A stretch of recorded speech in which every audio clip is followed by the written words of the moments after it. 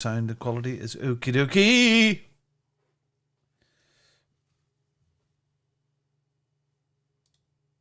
King. I don't see us yet. All right, Kim, take a look at the sound. Tell us if it's good. Will do. Yes. Megan? Test, test, test.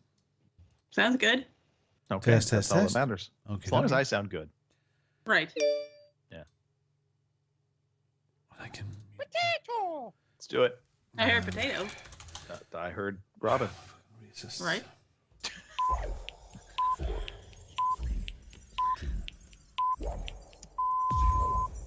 Good evening, ladies and gentlemen. Y'all are listening to the Overseas Connection podcast.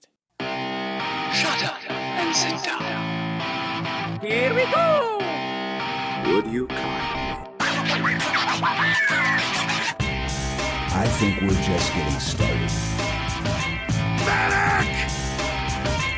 I'm a witcher. I think this is more than you can handle. He sits on his ass all day. Let's do this. Hey, everybody. Thanks for tuning in to episode 727, the Overseas Connection podcast. We are live March 26, 2023. I'm just one of your hosts, Greg DeLacy, gamertag Murphy's Law, OC_Murphy's Law on Twitter. And joining us today, I will start with those actually present and paying attention. Robin Tate, spinning the decks. Robin, how are things in Ballymena, Ireland? They're wet, but then that's pretty normal. They're pretty wet. It's Robin here. I am in a hall in Ballymena, Northern Ireland, a place where Greg DeLacy once stood. There's actually a plaque up now. Greg stood here. So it's Wow. As it should be. I'm back. I wasn't on the show last week, I don't think. No, you were not. No, I had a night off, which turned into weirdness and wonderfulness. So thank you for that. And well, sure, we'll get to that in a minute or two. I'm back on the show. I'm alive, and I'm looking forward to having a full house chat. Okay, excellent. Well, thank you for that, Robin. Also on the podcast today, Miss Kim Woods. Kim, how are you? I'm good, actually. You know, it's still a little chilly here, but spring is sprung, so they say. So I'm here. Mine gamer tag is at gamergirl27. It's pretty much everywhere unless it's PlayStation. And if you want that, hit me up at Twitter or something. So anyway, I'm good. I'm happy to be here. So. All right, Kim. Just for quick clarity, you are not in the area that just got hit by that massive tornado, correct? No, that was Mississippi. Okay, I always get Missouri, Mississippi for whatever reason. I just interchange them. I know they're not even remotely close. Yeah, and Nick would have got the tail end of that. Yeah, she might have. Yeah, it was insane. Apparently, one of those tornadoes touched down for over an hour. Crazy. So kind of crazy. I was watching some clips of it tonight there, and it was just before I came out here with Judith, some footage, and just of saying like, wow, I mean, look there, like 100 yards over that way, there's houses that aren't touched at all. Yeah. You know, there's just like, well, I mean, what the movie Twister, where they talk about the finger of God. Just, Yep. Well, it's like the one that hit us years ago. It hit our barn, tore it all hell, went up over the house, like skated over the roof, and then hit our shop and decimated it. So, Wow. Yeah. Crazy. My kids are complaining that they didn't have their phone for half an hour. Yeah, right.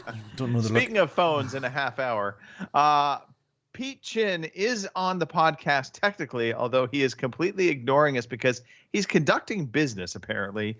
But in the actual the Hainich National Park in Germany, for whatever reason, he has decided that he wanted to hang out amongst the wild garlic in bloom and conduct his business there. So once he gets done with that, he'll come into the podcast. But until then, we'll just make fun of him because he can't hear us. He doesn't know we're making fun of him. But Pete, we absolutely are making fun of you, and you know I'm making fun of you. Yeah.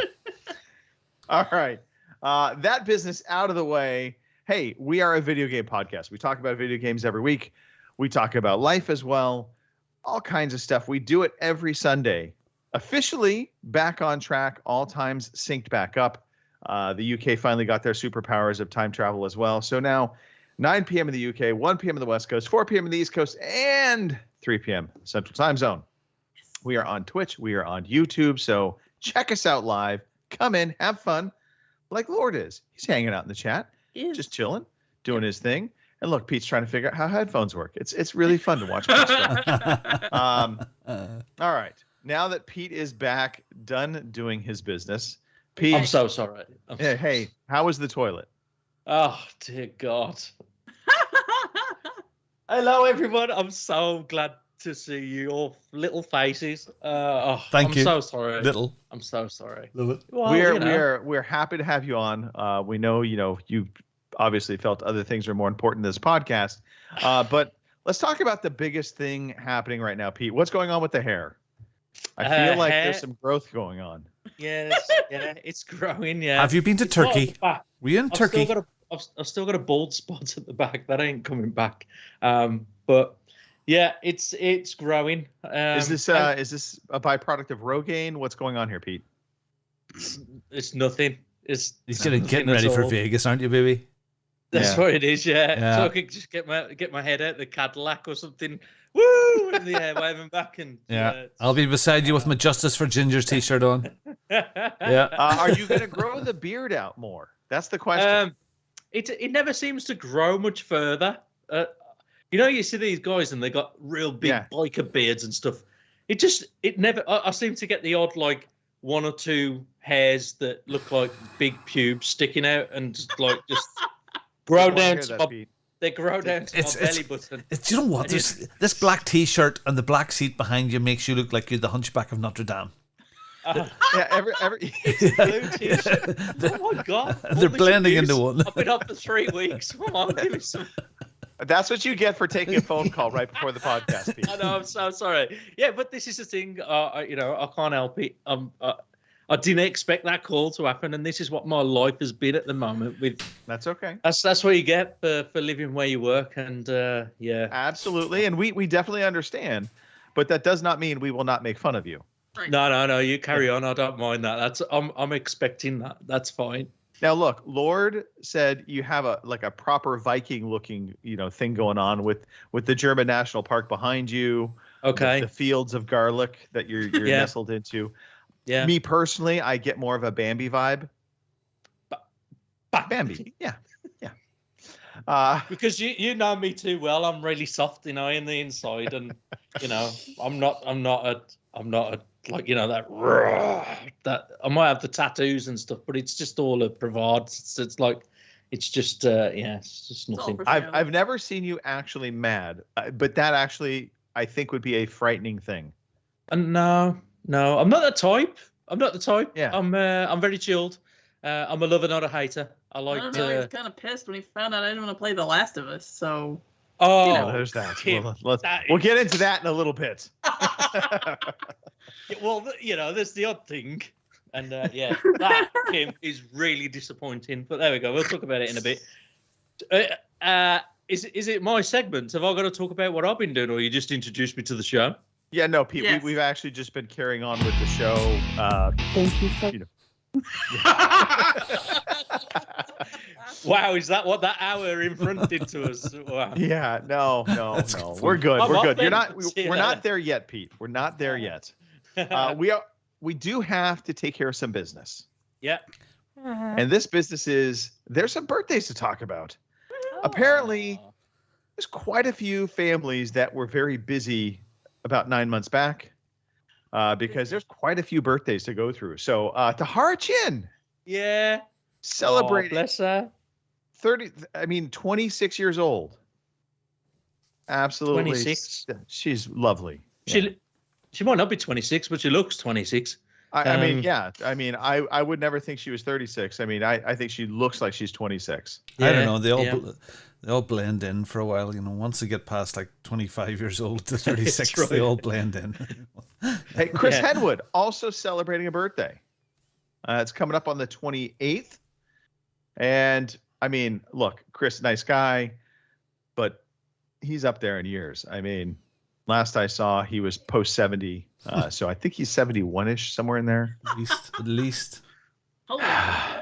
And Fraser Moore's also celebrating a birthday. Now, it's Canadian years. Much. Love it. He's 97, isn't he? I reckon. Right on the nose, Pete. Right on the nose. 97. And in Canadian dog years, that's like 207. Thank you Darren very Hilton much. Love it. celebrating his birthday. I want to make fun of Darren, but I'm not going to. We're going to say Darren is 25 today. Darren's a dude. He really is. He's I know living he it up, is. man. That Watching also might be He was reversed, just but drinking. whatever. He was just drinking, buddy. When I in Birmingham. yeah. What Yeah, have pretty you awful. done to me? And last but not least, Brian Hamilton celebrating a birthday as well, coming up on April 3rd. He's in his 20s. And in his 20s. There we go. Times Thank three. you, Robin, for saving his life. In his 20s. Still plenty to look forward to. And for that, Robin's going to play you a birthday song. Happy birthday to you. Happy birthday to you. Happy birthday. Insert name here. Happy birthday to you. Gentleman was not recognized. I feel like I could pull that song off. I could sing it just like that. You could pull it Out of off. tune, off tune. Yeah. I imagine you could. Yep. Yeah. You'd be very good at pulling those songs off. Yeah. Hey, Robin, let's do some story time. Hooray, it's story time. Hooray, it's story time. I'm so glad to be with you today. Now, before Kim and I start talking about our interesting things that have been happening in our lives, we're going to bore you guys with Pete. Pete, let's talk about what's been happening with you. Hey, guess what? Guess what? Guess what? Guess what? Did you buy a boat? I got a fucking boat. Oh, wow. Yeah, we got a boat. Nice. Yes, I bought a boat. Or should I say we bought a boat. Yeah, it's Rubber raft, about it's- 20 feet long. It's a 2007 65-foot cruiser stern beast. It's got a Sounds awesome. 1.8 canal line, 42 brake horsepower engine that still goes 4 miles an hour. 42 brake horsepower, 4 miles per hour. Okay, the first half of that description, I was like, holy shit, this sounds like a boat. And then you get to that last part, and I'm like, I could walk faster. No, but dudes, it is. It's 42 brake horsepower, and you can walk faster in it, but in the water, it is I mean, I can beast. even walk faster. It's a beast. No, so we got a boat anyway.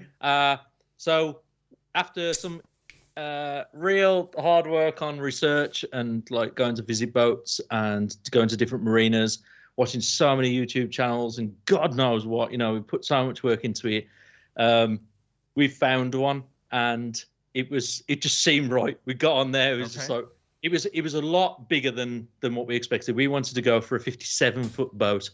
And we always took note of what this guy said to us. He says, you've got to concentrate on your living space. You've not got to focus on how much of the network in the UK that you can travel, because with the boat that we've bought, you can't travel all of the network. You can only travel certain parts of it. Don't get me wrong, there's still probably 85% of it that we can travel with the boat size that we got, but there's certain parts that we just can't get to. So we concentrated on the living space, and it's 65 foot. It's massive as far as boats go on the canal. So it just felt right. As soon as we got onto it, the decor was, it's horrendous. It's absolutely horrendous. So we got loads of like DIY stuff to do to it. But as far as the construction of it, there's a few things that are going wrong with it that need putting right. But I had a survey done, took loads of video footage because I'm going to do vlogs for all of the stuff, the whole journey. And, I managed to knock them. I got nearly 10% off the asking price just purely because of some of the work it needed doing to it. And I just researched loads of jargon and just threw loads at them, and I managed to get nearly 10% off. So I've saved us a bit of money. Wow. What it's all about, haggling. And okay, now I gotta ask. So, if you don't mind, how much did you pay for it? Just a scotch under 50 grand. 50 grand for that? No, surely it's worth 60. It must be worth 60 for this perfectly good boat. 60 grand. Sorry, Yeah. it's over his head. Okay. Yeah. So Investment made. Are you going to put a dragon head on the front? no. Did you stand at the front of the boat with your arms out? No, but I've researched a pole to stick on the end of it to tie Shell on the end of it so she could put her arms Oh, out. very good. Um, So what's the crack yeah. then? So what are you going to do? Are you going to live in the house you are now, or when are you going to go Rosie and Jim? Well, the thing is, I mean, we was initially saying 2 or 3 years, but I mean, the sad part to it at work, we've had a tough couple of weeks at work. There's been an announcement that it will close to the public at the end of October. Oh no! So it's been hard at work, you know, with going through that, going through that news, and with the rest of the staff. You know, a lot of them have been here for a long time, and it's obviously going to bring that date a little bit sooner than we thought. I mean, it's closing to the public, so it's not closing its doors completely. So there might be some time where I've still got to stay here, but inevitably, I think I'm going to be going on to this narrowboat a lot sooner than I thought. But so sorry, does that mean no more conferences and stuff like that there then, and the whole lot? No, that's it. Yeah, it's probably a whole conversation away from this podcast that we probably have about it. But fair enough.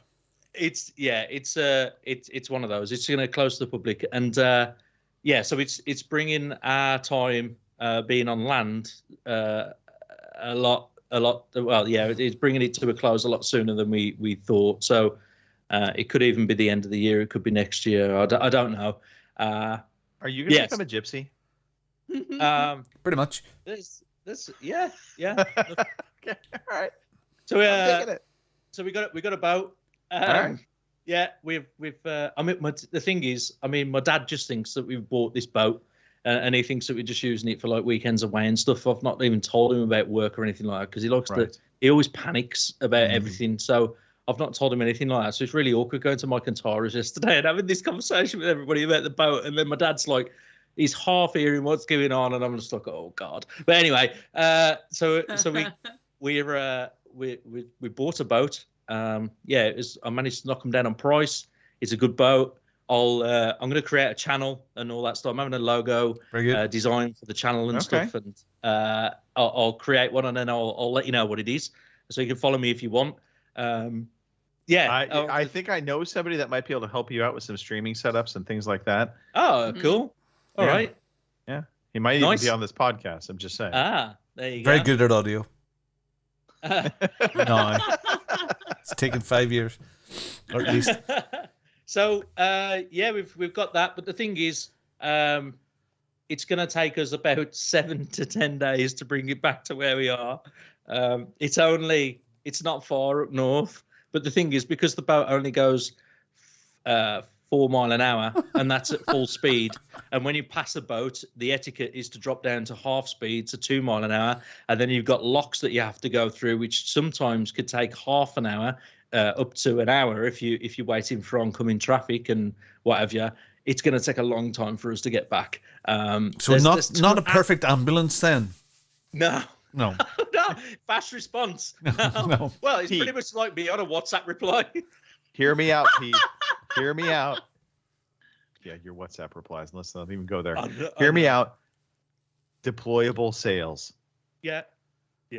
Just like add them to the boat, have them like hidden, and then just with the touch of the button, you have full sails going. Jet speedboat engine. Yeah. I don't think it'll work though. Still, Greg. I've still got the etiquette of crossing everybody and passing all of the. I don't want to create a name. Then you for deploy ourselves. the pirate flag, and therefore you're fine. You can do whatever you want. Are you going to get a skipper's hat? Maybe Shell will have one. I don't know. Do they have pirates in the?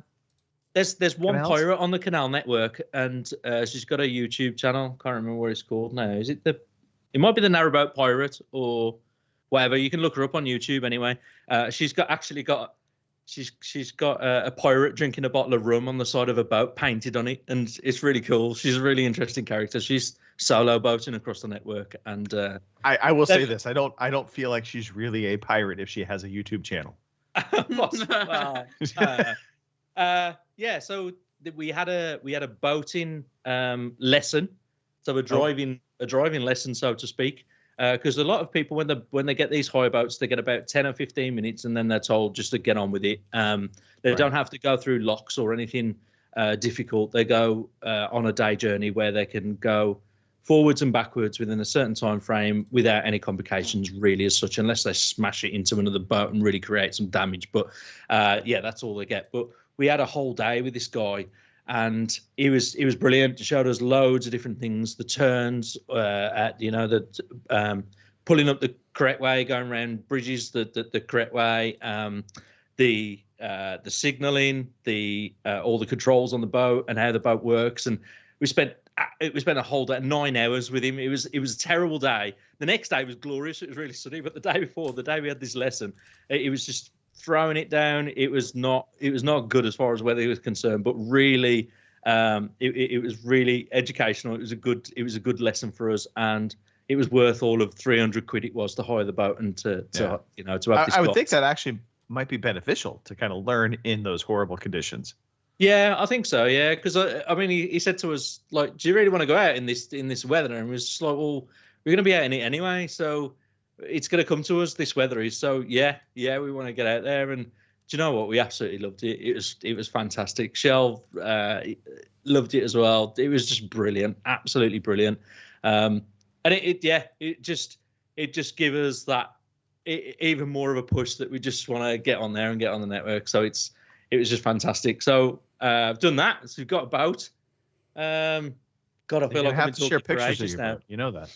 Yeah, well, like I say, I want to create these vlogs. I mean, I'll send you some pictures in the first instance, but I want to create these vlogs. So that's buying the boat, having the survey done, actually viewing it, see what it's like, and just all the recommendations that we discovered or we would advise other people to look out for. Okay. We're not experts in it, but it's just something from beginners. I reckon that they'd be useful to other people. So yeah, we want to create this channel anyway and give it a go.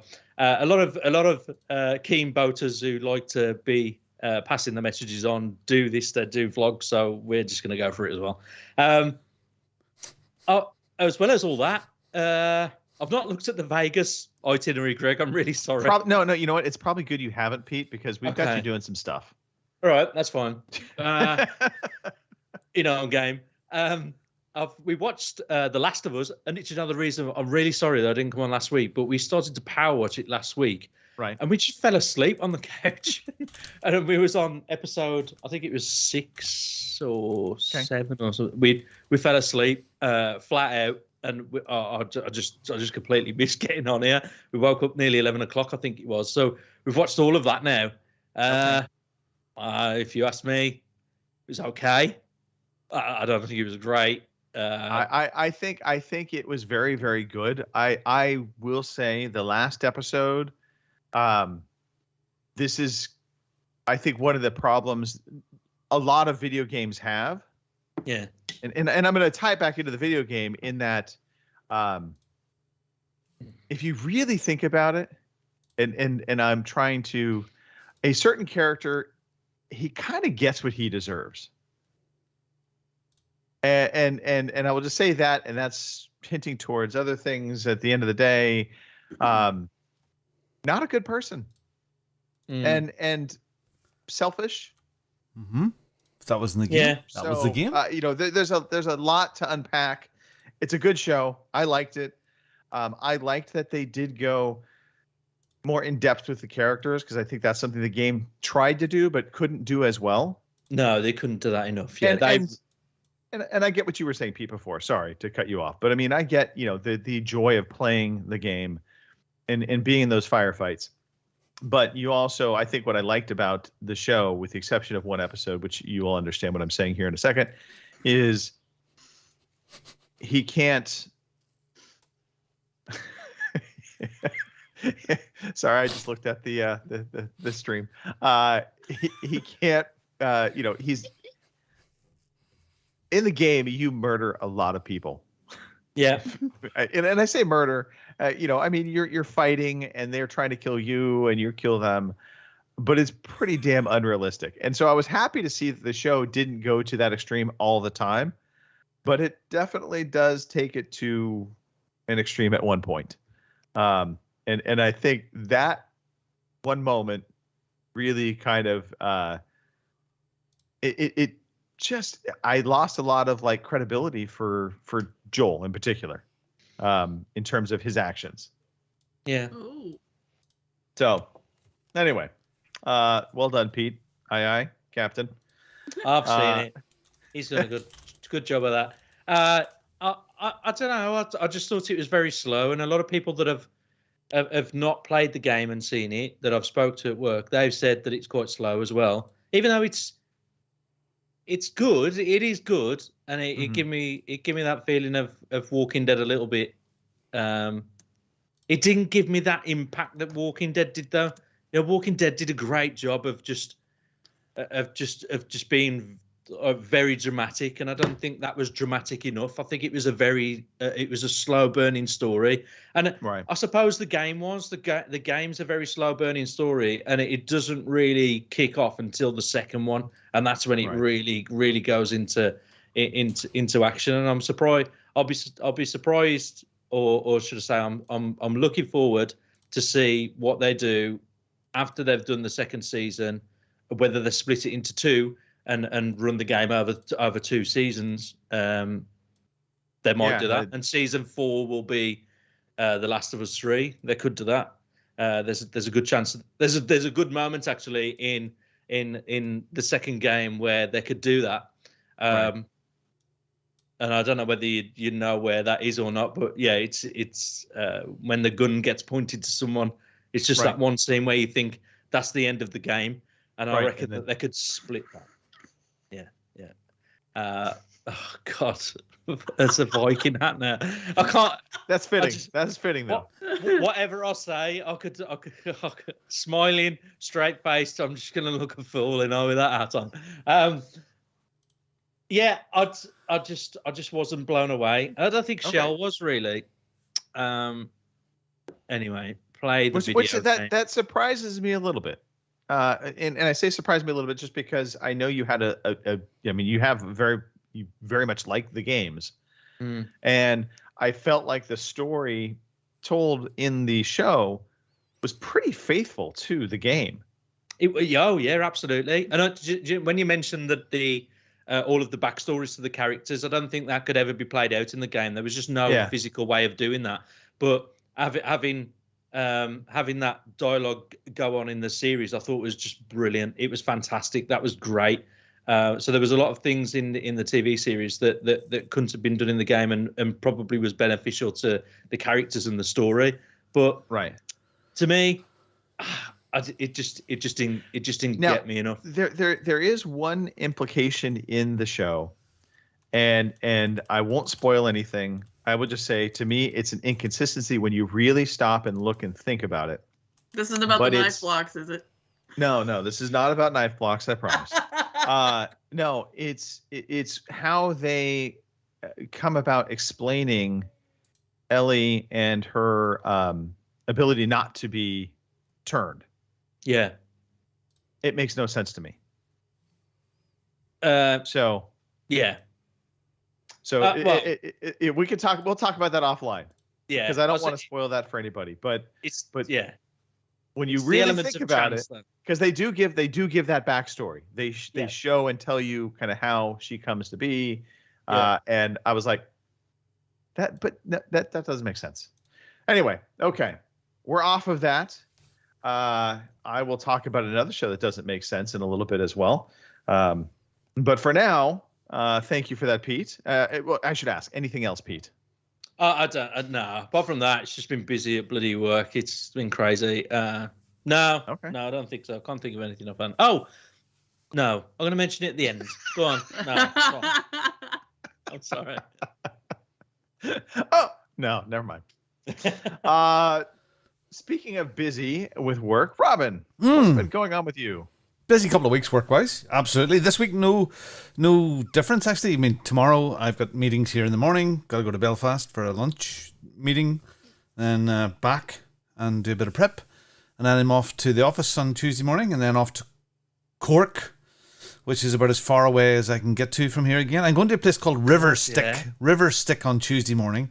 Do they have boats? And then I have to go to a big, I don't know, it's a place, a little townland, to meet a customer there. Then I'm going up to see a big client in Cork City, and then that night I drive to a place called Kilkenny, and I'll stay overnight in Kilkenny, and I'm sponsoring a trade show thing on the Wednesday, and I'll be at it, and then drive home. So Tuesday's going to be about 8 hours or 9 hours in the car, and So Cork City, by the way, it sounds like it belongs in Cyberpunk.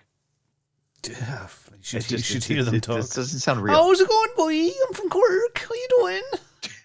Okay. Honestly, really, they wouldn't believe it. The accent of a Cork, you just wouldn't believe it. That's an English person. That's so tame. It's nothing like it whatsoever. Busy, very, very busy at home. So last week, thank you, we had some extra kids in, so the house is full again. And we had two extra girls in, and they left us on Thursday, and because we had arranged for 2 other boys who are Irish Muslim friends to come in, right? And they were here for the weekend, and they didn't have a place for the 2 girls, so they were going to send them to a hotel next week with a social worker, which is kind of nutty. So even though we could do with the break, they're coming back here tomorrow evening for another 6 or 8 weeks.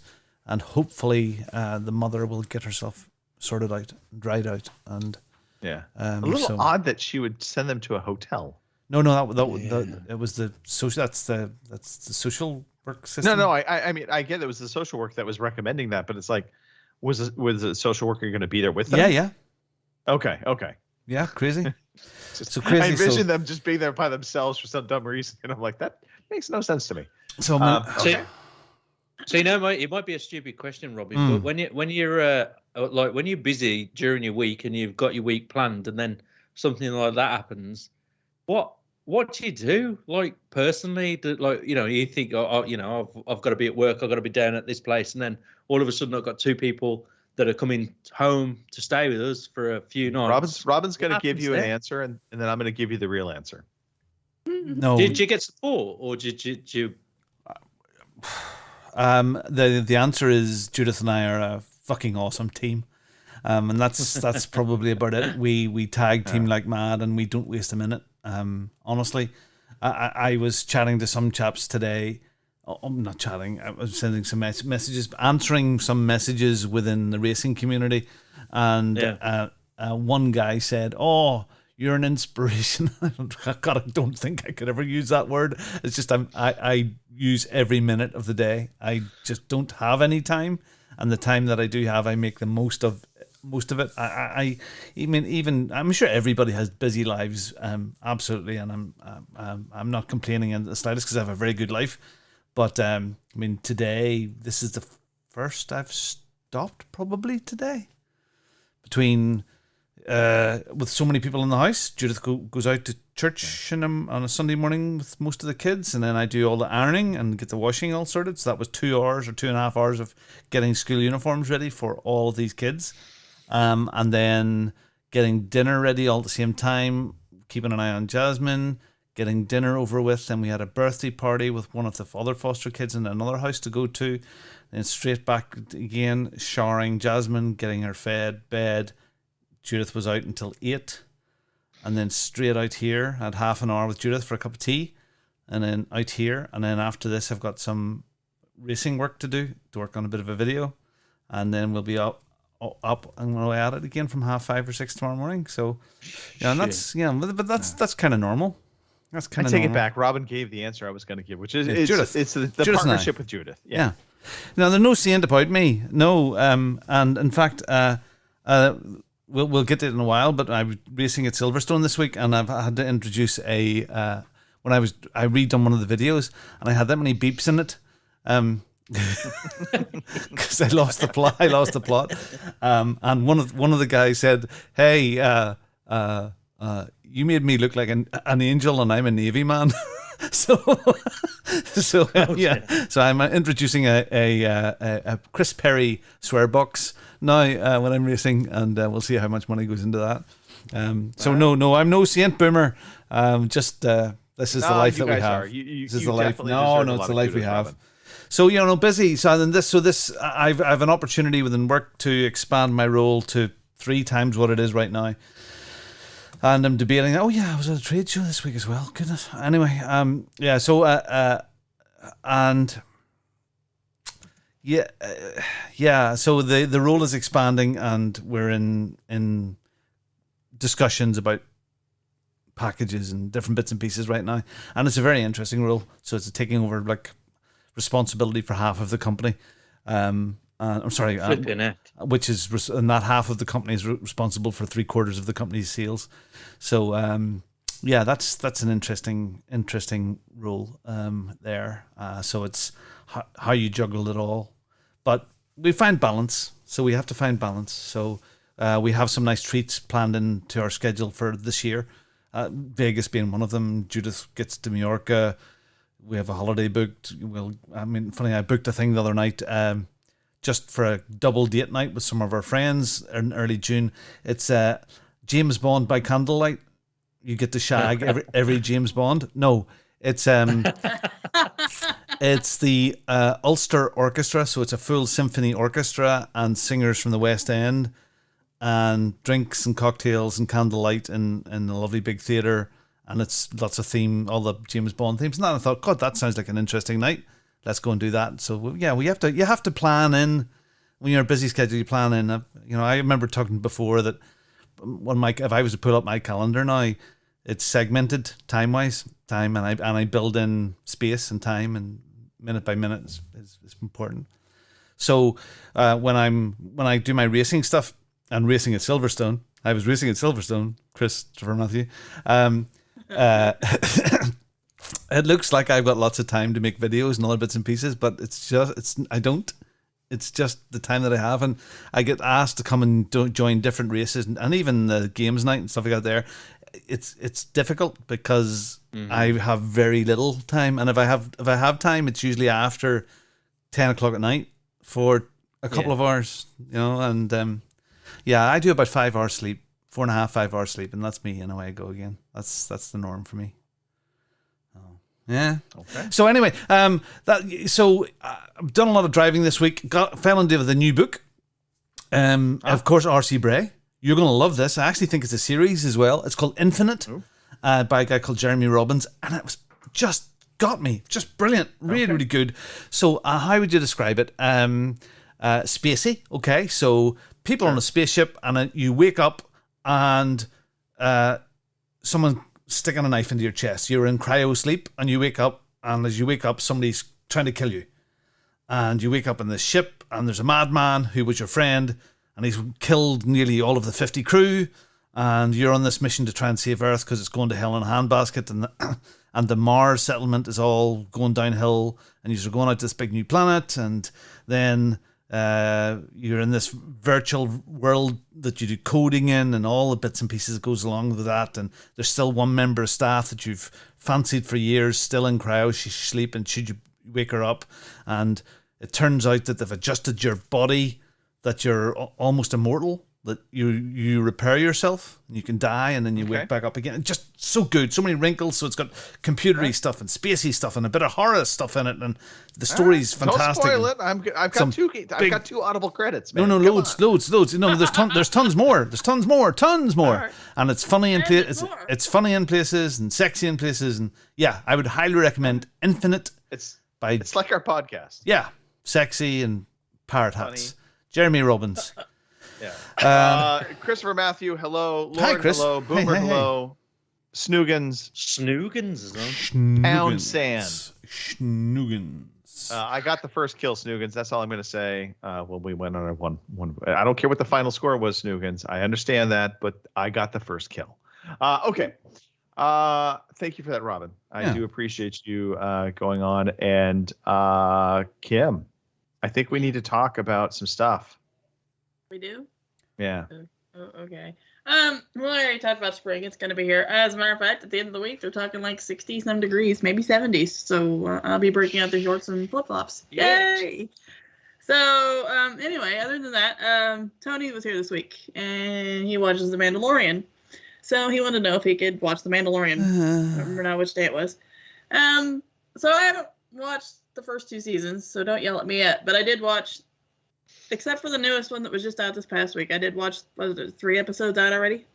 So Okay, yeah. I watched those. I can say I like Bo-Katan. There needs to be more of her. I'm just saying. This is there will be. Starbuck. I mean, Starbuck. Yes, Starbuck. Yeah, Starbuck. Yeah. Or Vic from Longmire, however you want to go there. You know, Yeah, Vader is yeah. fine. Except now he's put the fucking helmet back on. So I'm like, oh, all right, whatever. I'm not kind of pissed about that deal. I'm like, I just get into this. And Every Star Wars helmet fan's back like, on. keep the helmet on, and you're like, take it off. You're right. You know. How do I eat? And I have to side with Greg on this one. Baby Yoda. He was fun for like the first episode or so, but then after a while, it just kind of like, okay, we get it. Yeah, he's cute and everything, yada, yada, yada. But do we have to do this every fucking episode? I mean, yeah, whatever. Or maybe I'm just cynical and I watch kids all the time. So after a while, the cuteness just kind of. But anyway, yeah, Mandalorian. I'm going to have to go back now and watch the first 2 seasons. I'm kind of lost because, of course, I haven't watched them yet. But the whole part in the middle with the scientist dude and the chick and the crackers and all that. So you watched that episode's called The Convert, and I actually really liked that episode. Right. It's fine. I just didn't understand it exactly because, of course, I haven't watched. And fair. Well, I don't think, to be honest, seeing any of those other episodes are really going to help you out. Gotcha. But it felt very in line with Andor. Yes. And I liked that. They took their time building up some characters and kind of explaining some quirks, and of course they have some surprise and twists and turns within it. I loved all of that. The next episode is called The Foundling, and it's like they took 3 steps back. Ooh. And that's just, there's a lot to criticize and nitpick in that episode. And I'm not going to spoil anything right here. What was the latest one called? The latest one's called The Foundling. Oh, okay. Yeah, I watched it. Yeah, with stuff. With There's a lot of stuff. Flying things. Climbing. Yeah. It's just like attention to detail wasn't there. You know, if you're trying to stay quiet, you don't put a campfire on and camp underneath relatively close by. Just saying. No, of course not. No. And I'm really getting the whole "this is the way" thing. Mm-hmm. It really now is "this is stupid." Anytime I hear that, I'm like, they're very unclever people. They're really like they've all the brains and all the brawn, but no brains whatsoever, and they're like a pile of big wimps. Like, hey everybody, let's practice our fighting on the beach. Where just 2 weeks back, a giant monster came out and killed multiple people. This is what I'm saying. I'm sitting there watching it with Tony, and this giant like snapping turtle thing comes up out of the water and like goes after him. I'm like, these guys are supposed to be the Mandalorians. They're supposed to be like some badass like bounty hunter type dudes. What the fuck is going on here? Because they're just getting their asses kicked left. I mean, I realize it's like a 1,000-ton fucking snapping turtle, but still, with as many as these guys as there were, you thought they could have taken this turtle down like nothing. And to that episode. So okay, yes, we're spoiling things. I apologize. Sorry. Anybody that hasn't seen The Mandalorian yet. But Kim, that first battle with the giant snapping turtle monster thingy, the entire time I'm thinking just run in the fucking cave. It's right there. It's right there. I was gonna say, was it a fast turtle? No. I don't know, Pete. It was beyond ridiculous. Anyway, Mandalorian continues to be hit and miss for me. Right. Okay. What else? Well, I will continue watching. Like I said, I'm kind of pissed they're doing the whole helmet has to go back on thing, but okay. So. Well, sorry, I watched a thing called the Recruit. About this lawyer guy who joins the CIA. He's a young guy, 24 years old, and he's sort of chucked into the midst of espionage. It's a series on Sky or Now TV, or it's an American guy. No, I haven't. The Recruit. I'm not it's familiar. good. No, that's good. Okay. Sounds vaguely familiar. Well, I will say a new show I started watching, and I think it's Amazon Prime if I'm not mistaken, but it's called Hunters. It's already in season 2. Al Pacino's in this. I never really heard anything about it, but it's kind of it has some root in reality around Nazi war criminals that fled to the U.S. Mm-hmm. Oh yeah, it's been out for a while. Yeah. It has 2 seasons. It starts off really strong. I was just like, holy crap! Okay, interesting, and it kind of reminds me a little bit of the alternative future with the Nazis and Wolfenstein, but not really. They're not out in the open. They're still in hiding. They're trying to keep themselves from being found. Mm-hmm. But there's this network, if you will. So it's pretty interesting stuff. I really got hooked into it. I think I ended up watching 5 episodes on Friday night, and then finally I was just like, okay, I got to go to bed because morning is going to come fast. But very much enjoying it. I would definitely recommend Hunters. At least check it out. That first episode, if it doesn't hook you, then you're good. You can probably stop watching it. But I think you probably like it. The whole start of my week. And I should ask him, is there anything else you wanted to talk about? No, I'm good. Oh.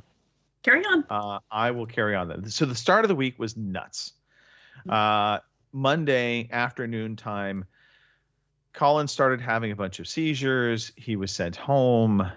We ended up, we gave him his emergency medications to try and calm the seizures. Nothing was working. And we've been down this rabbit hole before with him, and know that ultimately we're going to the hospital. We're going to ER, but we were putting it off, just hoping he was going to fall asleep and that it would help kind of reset things. And that just didn't happen. So at midnight we go to ER. We were there until 3:30 in the morning. I ended up coming home, probably getting about 2 hours of sleep, turning back around, going back to the hospital so Cindy could come home. She ended up going to her work. I stayed at the hospital until about 2:00 in the afternoon, and Colin was released and everything was good. Yeah, but it threw the entire week off. And no doubt. After that, I was just constantly a day behind on everything. So yeah, I don't recommend it. Don't start your week off in the hospital if you can avoid it. I'd recommend. I am transforming my office a little bit further. So you can't really see it, but my desk and stuff is all going to change out. I'm getting a motorized desk that will be a standing desk. So that's going to change. I'm also going to putting in some different office furniture for drawers and file cabinets, but that'll all be kind of on this side, so you'll never see it behind me. But that is all being delivered today via Amazon. And so I get to look forward to putting stuff together. Woohoo! Nice. Yeah. And it's going to be probably worse than IKEA, because at least IKEA, yes, you have to put it all together, but the instructions are usually pretty good. Right. This stuff I'm pretty sure is all coming from China, and I'm pretty sure that they looked at the instructions and they take that little tiny picture and they just stick it in the instruction manual. Right. And it's got all the different arrows and you can barely read anything. So we'll see how that turns out. There'll be mangled English in there that you can't understand what they're trying to say. So. Oh yeah. Oh yeah. But how much is the saving compared to IKEA furniture though? That's what you gotta weigh up, I suppose. It was the type of stuff that I wanted. That was ultimately what IKEA just didn't offer that up. So I mean, probably about the same, to be honest. IKEA is pretty cheap. So there's that. Do you know, I watched the film as well today. Sorry to jump in. Okay. Sorry, I say today. No, this week, Luther on Netflix. Oh, really good. Oh man, that was good. I love Luther. I love the TV series Luther. I don't know whether you can get it over in the States, a BBC TV series. And while you're on about watching things on TV, I watched Luther on Netflix, and it's a little bit James Bondy towards the end. Yeah, but fantastic. You got to watch it. He would have been a really good Bond. He would have been good. Oh yeah, man. Yeah. Too popular though, because normally they'd just pick out nobody's done they for Bonds, and then they end up being massive. I live in hope. Huh? I live in hope. Yeah. Yeah, you got to watch it. Please, All right. please watch it. Luther. All right. Yeah. Okay. I will keep an eye out for it. You said Netflix, right? Yeah. Okay. Cool. And then last but not least, I have started the workout regiment for Vegas. My goal is to get down to 205 for Vegas. That's my goal. What? Yeah. Why? Because we're gonna be poolside, baby. And what? Oh yeah. You're gonna pool? I mean, one of my son's T-shirts today that he came home and he brings his laundry home every weekend. It says "I love hot moms." I was thinking about I should get one of those for Vegas. Seriously? I mean, who are you going to impress? I will say this. I mean, do I have to So shave my last back again? Do I have to do shave my back and all that? I've got one that says I wear cock cages. Okay. If you wear that one, I'll wear that one. I'll wear a cock cage one. Why Yeah, not? I'm definitely wearing my. I'm bringing my baked bean shirt for sure. Let's go, I'm putting on my Let's Go, Brandon. Oh, you'll fit right in. So last night, Cindy and I, our date night was we hit the gym first. Oh. And then we went and hit there was a new Mexican restaurant we went to, which is great. Very much enjoyed that. But at the gym, I dropped a 45-pound plate on my foot. Oh shit! Can I just recommend not doing that? Have you broke anything? No, it didn't fall very far. That was the good thing. It was on the rack and I was pulling it off and I wasn't paying attention. It slipped out of my hand and just popped off my foot. So I have a nice bruise going on like the top, like left side of my foot. But So how much weight have you got to lose to get to 205 then? Are you going to say like 3 pounds? Or, No. I'm at 215 right now. So okay. I'm a tenner. I'll be good. I'll be happy. You see, I just need to get stretched a little bit because, I am about... And me. Yeah. I am the heaviest I've ever been. Because... That's as far as I'm going. What am I? What was that? I am just under 14 stone. So what is that? Okay. What is that? 14 times 14. 200 pound nearly. Yeah, there you go. So but Greg's a little bit taller than me, but he's about the same weight. Yeah. But it's all muscle. I'm at the minute I'm around 270. I'm the heaviest I've ever been. 270. 270. But you're also very tall. You are tall. Yeah, but I'm massive now at the minute. I'm huge. Stand up, show your bum. Go on. We like to. We're going to call you the mountain. Regular belly. Pete, we're just call you the mountain. I'm like wrestler standard with a big belly. Giant Haystacks was ginger as well, wasn't he? Yeah, he was. Yeah. I feel like I feel like Big Daddy at the minute. Now, have you been swimming though? What's going on with the swimming? It's just everything's just gone to shit, man. You're just floating. You're no longer swimming. You're just floating. I'm sinking, not even swimming. Yeah, at some stage, you're definitely gonna be wake up in the morning and jumping into the pool, aren't you? Just into the lake, into the I canal. Think you should just pull your boat from where it's at now to your house. Just by long rope. My neck. Yep, by my neck. No. Anyway. But no, because I also know it's going to be hotter than heck in Vegas when we go. So it will be in the upper 80s for sure. So therefore, I know shorts, that kind of thing, are going to be in order. So why is a ginger going to hang out at the poolside at 80 degrees? Oh, you will, Pete. You will. We'll lather you up. We'll stick all the white stuff all over you, so you're going to just look like a bright. You're going to lather me up. Oh, wow. Oh yeah, baby. Yeah, we're gonna lather you up, all right. All right, this got very gay. Hey, let's talk video games. Shall we play a game? I want to play a game. You are one pathetic loser. God. I just saw the chat. Oh dear. All right. I'm gonna go first real fast. Pretty straightforward beat for me. I played. Ringing? I do not hear a phone ring. Oh God, yes I do. Who are we calling? This is the Vodafone voicemail service for 07717105416. Please leave a message after the tone. When you finish recording, please hang up or press the hash key for more options. John, sometime you're going to pick up the phone. Even though I've publicly listed your phone on this podcast right now, I will have to go in and beep that out. Sorry, dude. So pick up the phone. Hello, this is the Overseas Connection. You've won a massive prize. If you phone us back within the next 5 minutes, you will be able to win that prize. Thank you. Goodbye. Oh, dear God. Anyway, Anyway, number on that is class. just letting it go. Shit. That's the best part. What service is that they just announce your phone number?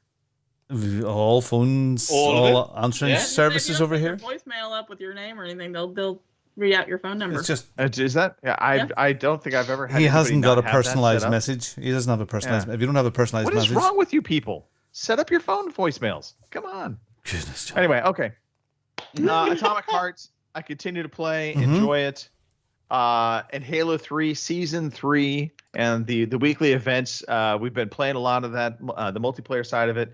I completely was like, okay, the event is ending in a couple days yesterday, and so I'm like, I've got to just like get on it. I tried convincing Snoogans to play some on Friday, but he had actually already been playing for quite a while. So I just went in solo, was playing a bunch, and I was noticing I'm like not progressing on the event. On the regular season pass, I was going up in levels, but the event specifically, apparently you can only progress through the challenges for that event. If you don't do the challenges, you don't progress at all. Kind of was frustrating because for some dumb reason I was not cluing in on that, and up until last night I was still trying to get the events done, but finally realized also the event is going to come back. So they actually will take a little bit of time off from it. It'll come back and allow you to complete it at a later date. I think it's like in a couple of weeks that they'll come back on it. So it ends today, but it'll come back. They're doing, I think, a really good job with Halo now in terms of the season pass stuff, the events, the in-game rewards that you get. I feel like they feel more substantial. They feel like they're coming at a better pace as well. So my hope is that not only are they going to continue this in terms of the constant flow of content, but that we're also going to see these seasons start turning over a little faster as well. I don't think we can go another 6 months for season 4. That just feels a little ridiculous. So, all right, that's me. That's it. Robin, let's talk about your failures in Silverstone. I didn't have any failures. I don't feel. Okay, so all right. Realistically, what has happened? So season. Let me just get some video up here first of all. I'll do that. And it's a bit of fun, and we'll get that going, and we'll just start that again. Okay, and it's only a minute and a half long, so that's all I've got. Okay, so the season in ACC has finished. Season 9 is complete. Out of my 4,000 odd people that were in my thing, it's now closed out, and I was 75th. So I'm very, very happy with that. That's 79th. And I've sort of done my goals. I think the last time I was 550th in the championship, so that's pretty cool. And new set of targets for next season, which there's a week or two off now, and away we go. I've been making nice little videos. I've got one up there on the Black Art of Tire Pressures. So if you want to check that out on my YouTube channel. I was in Silverstone, racing Silverstone last week, and it was so friggin' frustrating. It was unbelievable, to the point where the follow-up video that I did, I had to bleep myself out so many times. I raced at it 4 times and was punterinoed in every race. It was one of the most challenging races I have had all season, and I ended up, in the last race, I had qualified in 6th. And it was one of the hardest 10th places I got. The whole idea is it's the best 10 of 12 races, and I was trying to wipe out some of my bad results, and managed to do that with a 10th. So yeah. So now the season review video I'm working on right now is there, and also what car will I drive next time round? Because next time round I'm going, what should I do? Should I have something fun, like a different car? So I'm thinking, something completely different. So I've had a light car, which was the McLaren, and I've had a big heavy car, which is the AMG, which is I've really, really loved. Here's a Punterinos thing coming up. I think no, it's not this lap. And I'm thinking, I usually take them all out for a few laps, vanilla, yeah, right. And just see where that skill level is now compared to the last season, because I've improved about 2 seconds a lap per circuit, which is a lot. Targets for next season is to get into the top 50, up a division, and finish in the top 10 in pretty much every week, which those are the new targets. But I'm thinking about may I make a suggestion? Yeah, it's a suit. I think you should let the chat determine what vehicle you drive next. No. Yeah. I got one. No. Christopher Matthew would actually be a good source for this. Yeah. Okay. Well, Christopher, I'm thinking about going a complete animal of a car. There are 3 new cars being released, or updated cars, on the 19th of April for ACC Competizione, which is the new Ferrari, an update to the Lamborghini, and a new Porsche. Now, Porsche is the one car in the whole thing which has an engine in its backside. All the other cars are either mid-engine or front-engine, and it does a lot to the way the car drives. It's very nimble, but it's very, very floaty on the back end, and it does. Is it all-wheel drive, or is it rear wheel? They're all rear-wheel drive. Gotcha. So, the engine. This is rear-wheel drive, but it is very, very loose on the back end. Very, very difficult to drive, and people think that it's an absolute nightmare of a car to drive. But if you can master it, you can do very, very well. And I'm thinking I like that challenge. So I've had Boomer says Porsche. Porsche, yeah, I think so. The 911 GT3. Christopher Matthew suggested a tuned-up tractor. Joe, I watched the video today. So funny, just this morning. About these 3 guys, and they're like 3 guys from England, and they go around doing like they buy old go-karts like from eBay for like a couple of £100, and they go to a track and set them up. And today, the 3 of them went to a very English thing. They went to tractor racing. Lawnmower racing event. Not tractor racing, lawnmower. So it's tuned up right on lawnmowers that go up to 45, 50 miles per hour around the field. Wow. And they took part in this thing. Probably big in America as well. But second vote for Porsche just came in, by the way. Yeah, I think you got to go Porsche. Yeah, do you know what? I took it for a few laps today, and I actually had a dream about it last night. Imagine dreaming and thought, gotta do it. This is the way. Wow. It's odd. I'm wondering if you can hear the sound if I turn up the audio here. Yeah, can you hear that audio? Hold on a second. No. From YouTube. The leader has just done 2 minutes. No, you can't. No. That's your quickest lap. You know, I got to say, Robin, I don't take notes on what courses that you're going on, but just looking at your videos as they're progressing now, you're getting a lot more interaction through the chat, and I love how you review like your race afterwards, and it's great to watch. Yeah, it's good fun. Yeah. Well, I know you're a few seconds behind here, but I think this is the 4th race, the 10th place that I got here, and I'm within the next 45 seconds or so, I believe I'm going to get punted from the rear, and I made the room blue. And people were giggling because I had a complete meltdown at the idiotic why fucking Yep. I'm well versed in that. Absolutely no. It's the next. It must be the next lap. Yeah. So I'm thoroughly enjoying it. I adjusted one of my screens on my rig. I wonder if I have got rig photographs here. Yeah, I will. I'll bring up a rig photograph here. And the rig it's sort of got out of hand. Where do you see this here? Yeah, sort of got out of hand. Where's the rig? No. I must say, by the way, is very impressed with your rig. So most people are impressed with your rig, Robin. So I'm gonna bring it a bit bigger here. But there was somebody, and I apologize, on Twitter. I believe somebody cited you and posted a picture of a new racing rig. Yeah, I've seen that. And you know what? I wasn't that impressed with that one. It's a good rig, but it's It is his round frame, and I want a solid aluminium frame. So you can see from that photograph now, people that aren't watching, sorry, I have 3 main screens that the race is in. Above one screen is for the stats and bits and pieces and quickly logging on to the events. And then the right-hand top screen now is a portrait screen, which was down on the floor to the left, and it was very hard to see the chat. So I was driving along, looking down, and then crashing into a wall. So now I've put this on a light, like a tripod stand up high, and that's really cool. So the thing, it has really developed well. I mean, this year we've added the big new fancy Formula racing wheel. We've added these new Husqvarna pedals, which are just absolutely fantastic.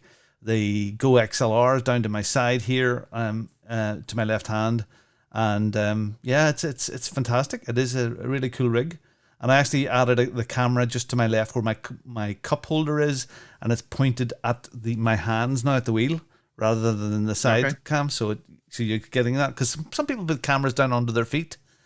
I know to see their pedal work, but a lot of them drive in socks. I just don't get it. I don't get it. So so my rig is kind of cool. Over the next year, I am going to change the actual frame itself. I want something more heavy duty, but apart from that, I've got a fantastic setup. So I think you need to buy something that has a motor in it and actually moves with you. That would be. Would you believe it's called a butt kicker? There's a thing called a butt kicker, and it goes underneath your seat and it ties in, and it's not movement. Kidding. It's not movement, but it's vibration. So you feel the vibrations of the road. Yep. Now there's lots of different movement rigs. There's some which look like friggin' quad pod, tripod, alien things. But there's ones that do go up, maybe up and down, maybe 4 inches, like one in each corner. And when you brake, it throws you forward. When you accelerate, and interesting. Yeah, that's insane. Yeah, do it, Robin. Do it. The butt kicker. I like the feeling that feeling might be good. And the butt kicker is about £200. Just want to know what happens when you visit the adult sites. Yeah, butt kicker. Anyway, it's cool. I enjoy my racing. As some of the chaps had said today, I'm an older racer. You've encouraged me to get out racing again, and before I wasn't confident enough to get into some of the live lobbies and things like that. So if I can encourage people to do that, people more mature like us, that still, I'm not interested in just taking part. I want to be at the end, and that's why I'm putting in the time and the effort in just this one particular discipline. And it's not just about being at the back of the field. I want to be up at the front challenging. You can have some great races down the back as well, but I want to be there.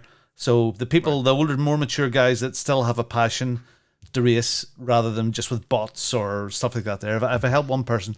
But saying that, I would still be, if it wasn't for the streaming, I would still be racing.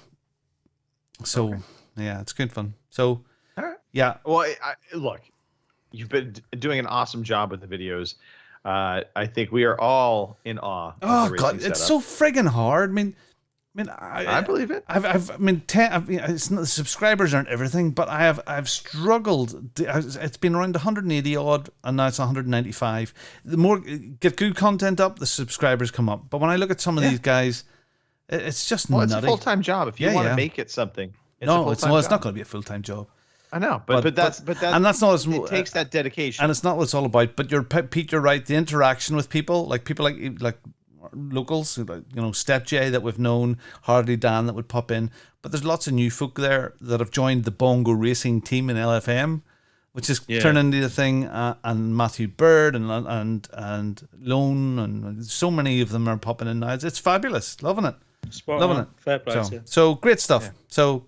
That's what I've been at. So a week off now, trying to get a hookup organised with a couple of other streamers, a chap out in Greece called Kostas and a guy called Jamie Kennedy, Red Ken Racing. And we're all started about a year ago in PC sim racing. Kostas he's a lovely guy, he's nice. He's quite outgoing and stuff, and he's just a lovely way about him. And Jamie is rootin' tootin' English guy, Liverpool supporter, tattooed up there, and his rig is built into the cupboard under the stairs, Harry Potter style. And when you're watching the videos, you think no, but when he went through it one day, and he has no room whatsoever, no room. But I was sent another day because they jumped into the stream that I'd love to get an endurance race with us, like a 6-hour race. There was one on today, so that we do something like that together. So 3 guys that are of middling skill, muddling through, and that would be good fun. So yeah, more of that, more of that. Right Porsche it is. Love it. Porsche it is. All right. Pete, what's been going on with you? Let's talk about pussies, cats. I was starting to type on YouTube. I've only played one game, Stray. I started playing it a few weeks ago, and I really enjoyed it. I really enjoyed where the game was going. It starts off like all cute, and you explore these lands like a normal cat would, and then all of a sudden it just takes this real weird turn and goes off like. Do you know I put a GIF up of a little Captain Pugwash? Please, huh? You know I put the little animated GIF up of Captain Pugwash on your picture a little while ago there. Don't search for Pushy GIF. Don't. This is just a public announcement. Don't search for that. Sorry, I may be a while. It's scary, isn't it? I'd hate to look at his search history. I'm just checking that the screen was switched off. Wow. So yeah, Stray on the PS5. Cat GIF. Oh God, it's better. It goes a bit Pete Tong. It goes just like really strange and weird and bad for the cat, I suppose, to start off with, because he's in a right pickle, and yeah, it just there's elements of I'd say like an alien beings interfering with what's going on in the environment, as well as a futuristic spin-off on what's happening in the game as well. But it took me 7.5 hours to complete. There's an achievement, I think. There's a trophy on PS5 to complete it within 2 hours. So you must be able to. I know, yeah. Running. You must be able to just skip through that game like crazy and skip through the dialogue, but and there's various shortcuts. But I don't know. It took me around 7.5 hours, I reckon, to do. I really enjoyed it. It was something that I just bought.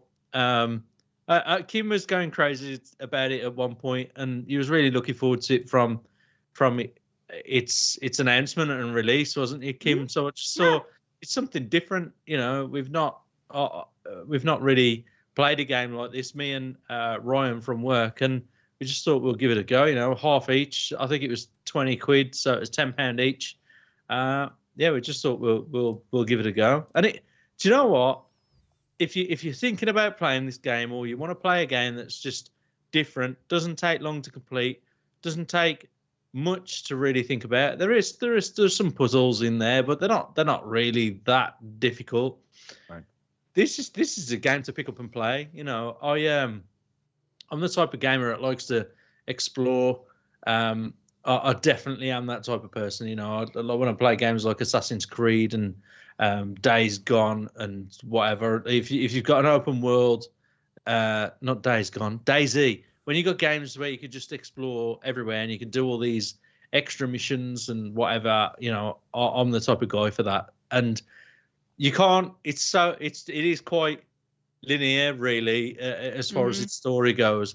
But when you end up in this futuristic town down in the sewers, and you can kind of explore there and decide missions, and that's where I kind of lost my time, really. So if I kind of knew where the game was going and you wanted to try and complete it in 2 hours, then yeah, I suppose you can. But me being the explorative character that I am, I just wanted to just look around every nook and cranny, and there's achievements and little mini games and things that you can do in that. I just thought it was a real cool, cute game to play. It's fantastic graphics. I can't say the control mechanism for the cat is great. it's a little bit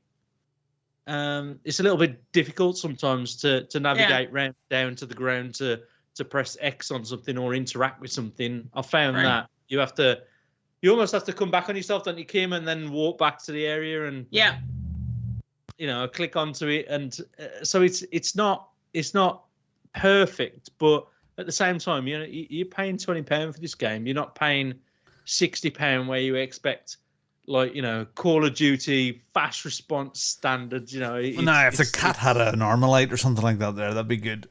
M16. It gets a laser, doesn't it? Well, yeah, you eventually get the laser. Yeah. Don't give it away. Don't give it away. Kim already gave that away last podcast. I played it like last week, so I did the sewer part. Yeah, to reunite the guy with his dad. So have you completed it? I haven't yet, but I figured. Right. Okay. Right. Those well, the man are a pain in the ass. I had a hell of a time trying to get away from those damn things. So yeah, have you seen? No. Do you know what? I'm not going to talk about it. I'm not going to spoil it. I thought the end was okay.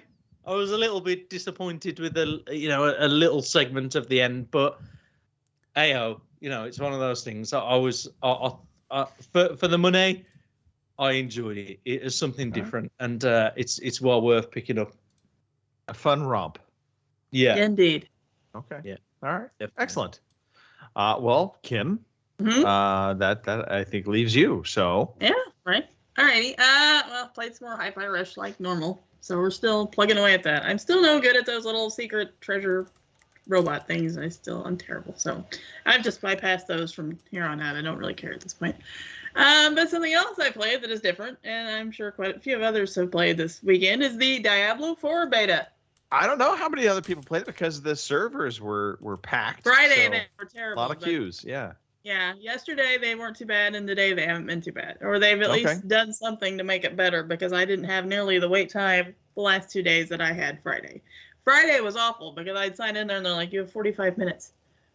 Which wasn't bad because eventually it would go down by like 5 minutes or by 2 minutes. So it really wasn't 45 minutes, but it still kind of sucked when all I wanted to do was play. And it's not a very long beta, so you kind of have to get in there and, do it. But yeah, Diablo 4. It's definitely something I'm going to buy when it comes out in June, because I haven't pre-ordered it yet, because I'm kind of at the point, it's digital or whatever. Why would I want to pre-order it? And I mean, honestly, Kim, the rest of us would like you to order it, though, because then we will get it free. Right. Well, So. I have till June, so, I'll eventually cave and buy it. But anyway, I'm definitely going to buy the game. I haven't figured out which, if it's the deluxe or the big $100 one or not. But anyway, like I said, I've started Friday, put a couple hours in because, like I said, the servers were slammed Friday. So if you could play any longer than that, well, hats off to you, because I couldn't. But what did you play as? I am a rogue. Okay. So, which, I haven't been too bad at, unless you talk to Phil, but he likes to talk smack. So, but anyway, I played a couple hours Friday because, like I said, the servers were bad. But then yesterday, when the kids, Owen was asleep and Anthony was playing Xbox, I could sit down with my little Razer Edge and play it on there. And I played, I don't know, 3-4 hours probably on there. And, I played a little bit today. So did you stream it from the console on there, or? Yes. Oh, well, I did the remote play. Gotcha. Yeah. Okay. So, and it works fine. Although, funnily enough, today when I did it, I didn't realize my TV in the bedroom had popped on when I started it. So you could see me in here in the bedroom playing it on the big TV while I was in the living room playing it on the Razer Edge. So the boys would come in here and they would watch it in here on the big TV, and then they'd look in there and I'm playing with it, playing in the living room. So they thought that was interesting. But yeah, it's compared to Diablo 3, it's definitely darker.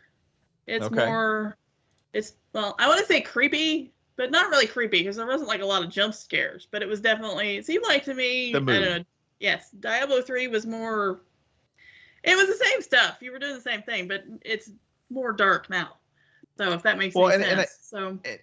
And confirm this, because Diablo 3, one of the big knocks on that, or one of the things that they tried to do with that, was they wanted to make it brighter. There was a lot more color in Yes, Diablo 3. There's not in Diablo 4. I mean, there is a little bit, but because I was thinking the same thing. But I thought maybe I was getting Diablo 3 and Torchlight mixed up. But the more I got to looking at, no, there's not nearly the color in this. Even like on the weapons and stuff. You know, when you hit like a chest and they would pop up the different colors or whatever they were. It's not like that. I mean, they're still there because you can tell the difference, but they're not as bright and right. Like, they tone everything down. Yeah, it's not neon like it was in 3. So, you know, like I said, it's very good. Like I said, I think I've got like 20 hours or so left on the beta. And I'm going to see if I can hit level 20. I'm at level 15 right now. So, who knows? It's possible. I've got a bunch of little side quest things I can do that'll probably put me up there. But yeah, it's good. Like I said. Graphically speaking, and I'm just going to ask a bunch of these questions. So, graphically speaking, would you call this like a big upgrade compared to Diablo 3? Yeah, I would. Yes. Okay. Yeah, because like I said, it's something. So I definitely think if they, and I've even had some people that's never played a Diablo game try the beta this weekend and they were on board. So okay, there you go. So if you were a big Diablo fan, then I definitely say June is for you. I think you'll definitely be looking forward to this. So. I mean, I think across the board, a lot of people have been very happy with what they've seen from Diablo 4. Right. And I didn't think at first I was going to like seeing all the random people running around because they do have a little bit of that. Like with Immortal, you have the other players roaming around in the little cities. I didn't think I was going to get along with that, but they can't really grief you apparently. So they don't really bother me. Okay. So, yeah. So, all right. Diablo 4, if you like Diablo, or even if you don't think you like Diablo or never played one before, you might actually like this because I've had quite a few people this weekend go, yeah, we never played one, but we like this. So, okay. Go for it. I think that's a perfect segue for us to get off of what we have been playing and dive into the news section. Sure. Absolutely.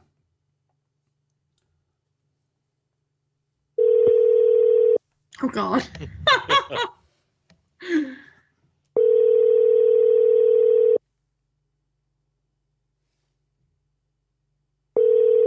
Come on now. Come on. It would help if you told us who we're calling, Robin. This is Luis Raimondo. Random calls with Robin. Yeah. He's probably not answering because he doesn't know no idea who it is. Yeah. We'll work on that better. Yes. Here is the fucking news. Oh my goodness, there's lots of news this week. Believe it or not, there's a PS5 Pro in development and it has a release window. You'll never get it through a window, but it has a release window. Forbes is reporting that a new report from Tom Henderson at Inside Gaming states that Sony will release a PS5 with detachable disk drive. That'll be handy. You could take it out with you for a walk. Later this year, to cut down on current PS5 costs, the PS5 Pro is actually a separate unit that may instead be out by late 2024. Further information suggests that Sony has no plans for a PS6 before 2028. Now, so real fast, that's the Xbox 360 model. The 360, the detachable drive. It's I mean, that immediately came to my mind. I was like, oh. Okay, so they have a base unit, detachable drive. Okay. I'll be damned. All right. Okay. Amazon Luna is expanding to Canada and Germany and UK. A year after first launching in the US, Amazon Luna is expanding to 3 new regions starting today. The cloud gaming service is available in Canada, Germany, and UK. The expansion marks the first Amazon customers outside of the US have had a chance to try Luna. If you're a Prime subscriber, the company offers a handful of complimentary drinks and games every month. The March lineup features 4 games, including Mega Man 11 and Trails from Zero. You can access this Luna library by subscribing to bundles Amazon calls Chanel's for the discerning businesswoman. For instance, the Luna and Chanel comes with games like Control, Street Fighter 2 and Tetris Effect. By the way, the new Tetris movie out on Apple is coming at the end of this month.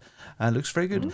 Pricing varies by market, but in Canada, for example, Luna Plus costs $13 per month. Yep. There's also a Ubisoft Plus channel that comes out with access to the publisher's most popular games. If you're already and own some of Ubisoft's games on PC, you can play those games on Luna, provided you have an Amazon Prime or Luna Plus subscription. More free stuff for almost free. More cloud gaming. For information, yeah, you do not get free drinks. This is true. If you are Unfortunately. a Prime subscriber. If you're what? It was a great idea, Robin. Prime members don't get free drinks. I would love that if we did. Yeah, me too. imagine. Yeah. Okay, It would make up for when they deliver my stuff to my neighbor. Hey, like we'll send you 300 mojitos, sir. yeah. Well, let's see if we can get some free drinks in Vegas in a few weeks' time. So Oh dear God. yeah, You boy. get free drinks by gambling. by gambling. For the record. Oh Yeah. Lord. Yeah. I'll just watch. Ubisoft's, No, you will not. Ubisoft's new Ghost Rider AI tool can automatically generate video game dialogue. You are the master of unlocking. Ubisoft, maker of popular open-world gaming series like Assassin's Creed, Watch Dogs, hopes to shorten the process of making games with Ghost Rider. This should be funny. A machine learning tool that generates first drafts of Barks. Barks is the short name for background chatter in a game. Each piece of dialogue is traditionally handwritten and can be quite an undertaking. To use Ghost Rider narrative writers input the character and the type of interaction they are looking to create. The tool then produces variations, each with 2 slightly different options for writers to review. As the writers make edits to the drafts, Ghost Rider updates, ideally producing some more tailored options moving forward. The idea here is to save game writers time to focus on the big stuff. That'll be interesting. It depends what they put in. It's like all this AI chatbot stuff at the moment, you know. Well, and so here's one thing. So I was kind of thinking about this, you know, the Bark stuff, as much as I make fun of it. I mean, okay, that's tedious work. So if they can make reasonably sounding dialogue, that's the one, you know, caveat. Obviously, you hope it's not gibberish, but that's great. But I also kind of see like this inroad for RPGs in the future. Imagine having a game that the narrative from the the NPC characters was all AI generated based on what you told them. Kind of like what's happening with Bing and the Bing chat. I'm terrified of stuff it. where I am terrified of it. but that could be amazing. That you could have these conversations in game and getting real time like conversations. But are you not instead of it frightened being- you'll fall in love with your AI character like in Her, the movie, with Imagine Joaquin. what that would do to GTA. You look at the Exactly. NPCs in that. Jeez, that would be scary. Scary but amazing all in the same breath. Yeah. Wow. Okay. I mean, All right, continue on. Just hoping for aliens, colonial marines. I would add to it as well, wouldn't it? Xbox head says Microsoft's mobile game store could arrive next year. Okay. Why is this such a big thing? Microsoft is preparing to launch an Xbox store on iOS and Android as early as next year, according to Phil the T-shirt Spencer. The head of the company's gaming division shared a timeline in a Financial Times interview on Monday, noting the plan is dependent on regulators approving Microsoft's $68.7 billion acquisition of Activision, Blizzard, and Free Drinks. We want to be in a position to offer Xbox content from both us and our third-party partners across any screen where somebody would want to play, Spencer told the outlet. Today, we can't do that on mobile devices, but we want to build up towards a world that we think will be coming where those devices are opened up. So this was interesting. Yeah, I you thought- talked about this week and said, Yeah, they had a mobile store at one point and they pulled did, it off. Yes. And my understanding was that was an Apple Google thing that they wanted their cut, and so if you had a store on those platforms, that they basically would take their cut, and so it wasn't really profitable, I think, for Microsoft to keep it up there. But interestingly, Sony still has their store available. Yeah. So I really wonder kind of what the real dynamic is behind the scenes on that. How much a That's what I cut does wonder. Apple and Google take? Because even Steam, on their mobile app, you can still buy Steam games. Yeah. So why can't Xbox? It doesn't make sense. No. Huh. It's a mystery wrapped up in an enigma and a free drink. Horizon Forbidden West DLC date and cost. The DLC will only be available on PS5. And That's terrible. Why is it not coming to Xbox? Are they keeping that behind the paywall? No. And lands Why is it not coming to the PlayStation 4?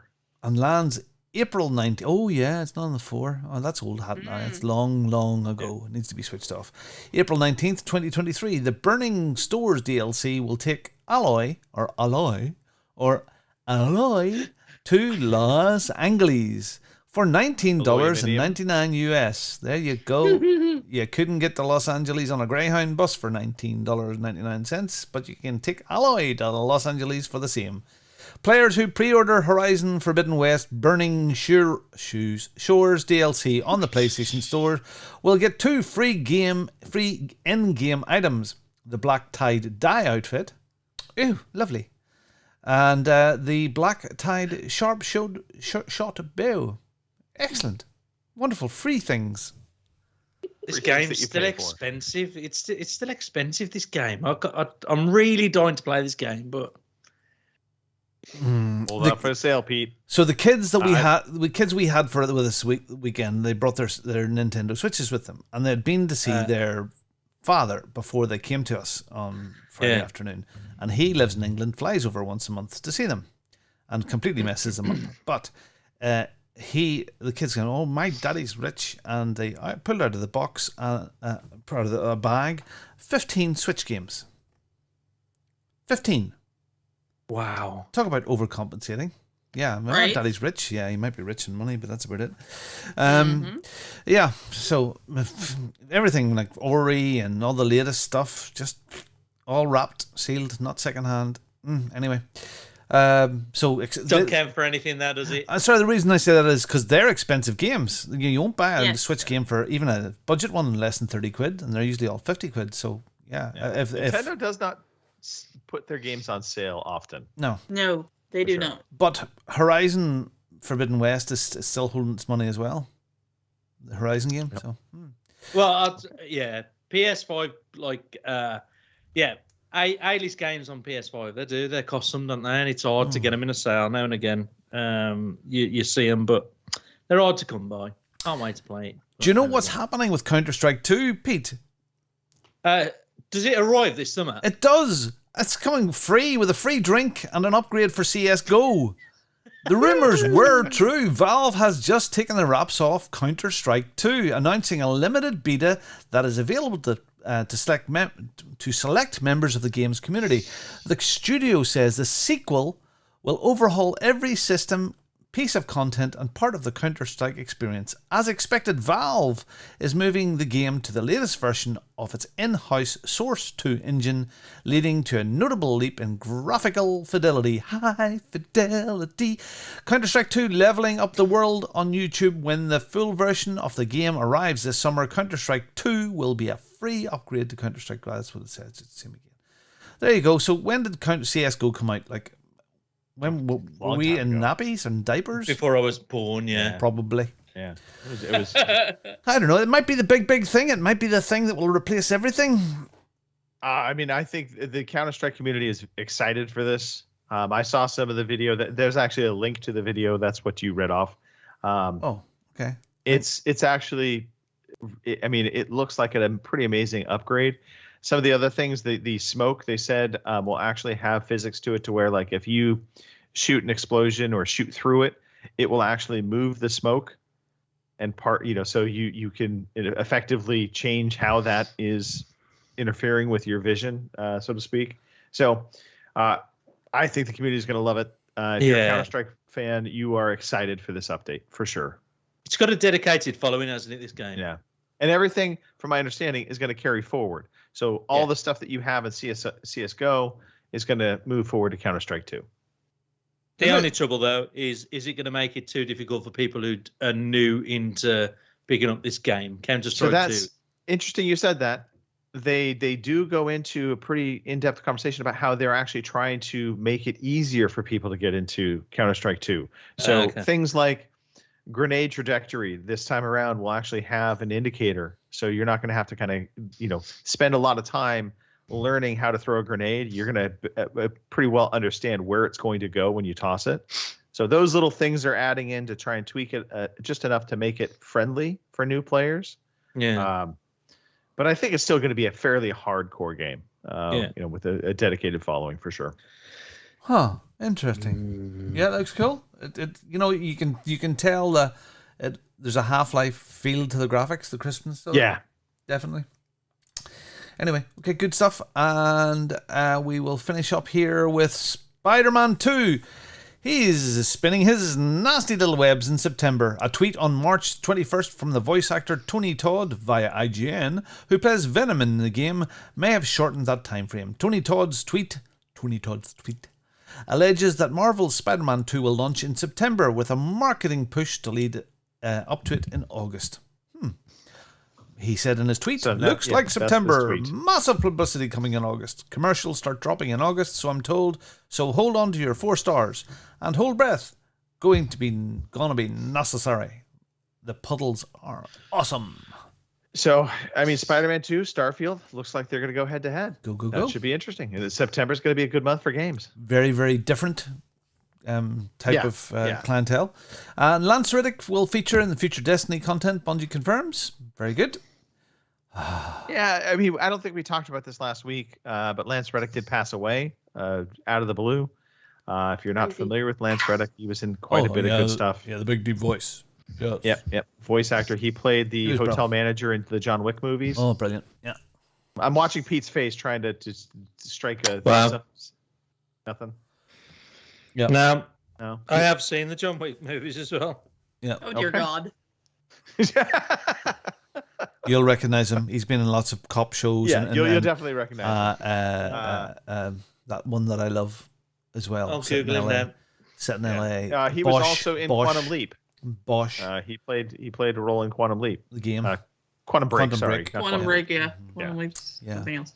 Yeah, he was quite a young man too. Hey, the next piece of news. This is the most important news you can cover for the entire year. Aliens Dark Descent gets a release date and a new gameplay trailer. Aliens Dark Descent will be released on June 20th on that thing, Xbox Series X, PS4, Xbox One, and PC, and is being developed by a French studio, Telendos Interactive, which previously worked on Battlefield Gothic Armada 2, a game we all know so well. And there is actually a trailer here, and I'm going to put it up right now, and you're going to see this trailer in a few seconds. The most important thing you need to know, Pete, this is a tactics game. Ooh, it's a fill, isn't it? Yeah. No, it's not a fill. No, it looks really good. It looks, Greg, I mean, honestly, it looks great. I'm now very, very, like, this is on my radar. This came out of GDC, by the way. There was a lot of stuff that came out of GDC. Little tidbits of tidbits. Updates. You want to say tidbits, weren't you? You want to say tidbits. There's tidbits. I know who he is now. I know who he is. Thank God, Pete. Oh, it's like one of your WhatsApp messages. Yep. Anyway, so there was a peace. lot more that happened in GDC. I didn't pull all of that in because it was just too much to cover. But there were some incredible things going on at GDC. If you are interested in any of that, you should go do some searching. There was a on-screen demonstration, or on-stage demonstration of them taking a character and basically animating it from their phone within like 3 minutes using the Unreal 5 engine. It was kind of bonkers how well that came out. There was a Hellblade 2 voice capture where they took the gal that plays the main character and they had her say a couple lines on stage, and then within minutes they translated that into the digital character, and it looks amazingly lifelike. I think we're going to get, I mean, the future is very bright for video games. That's I think the best takeaway from GDC. Excellent. And Aliens looks awesome. It does look good. That does look good. I'll give you that. Robin. Okay. The next area. This was the crazy part of the week from the news, if you ask me. Okay, we're going to keep this quick because we are running long. Redfall previews dropped to mostly positive impressions. Redfall, good news for many who were concerned that this was Left 4 Dead all over again. Numerous outlets got hands on the game at a preview event for 90 minutes and played it exclusively in single-player game. Arcane said that the game is built to be played as a single-player experience that can be playing in co-op will be a very different play.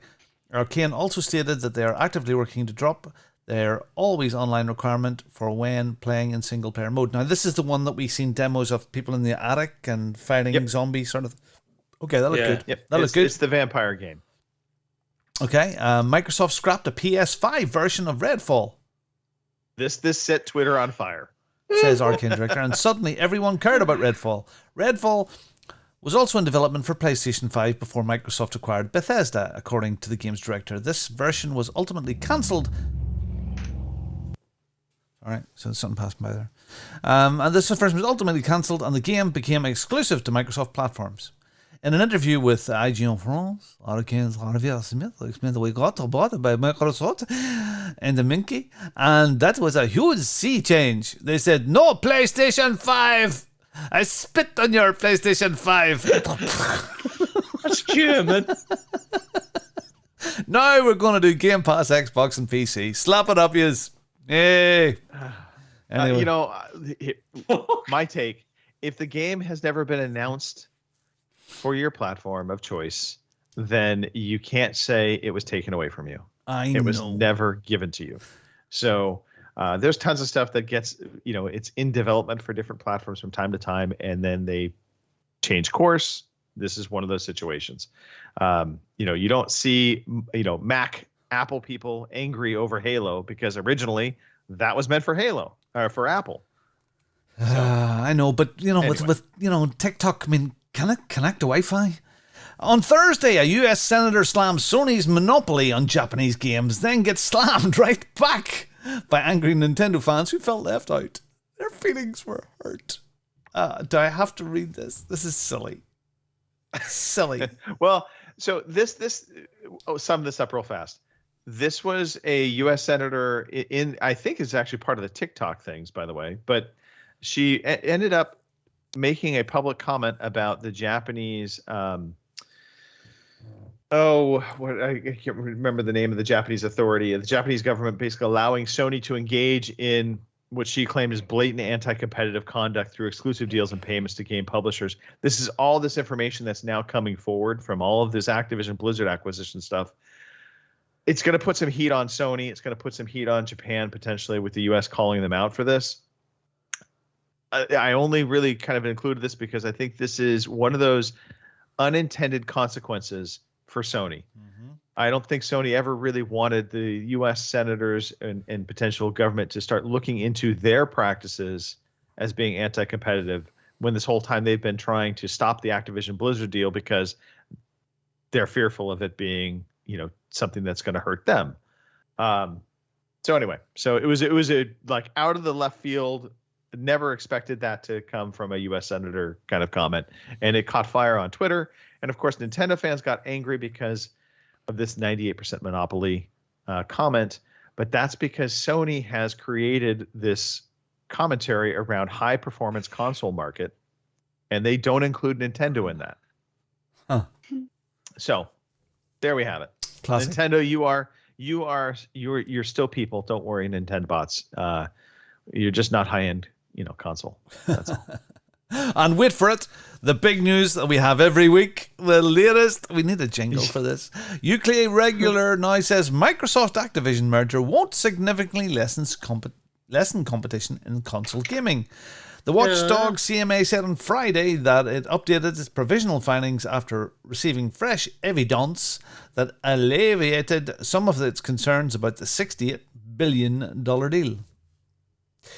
I mean, this was like a 180 reversal. It's class. The stock price jumped by nearly 10%. Yeah, this now puts this deal pretty much on the track to get done because Microsoft can move forward without the FTC.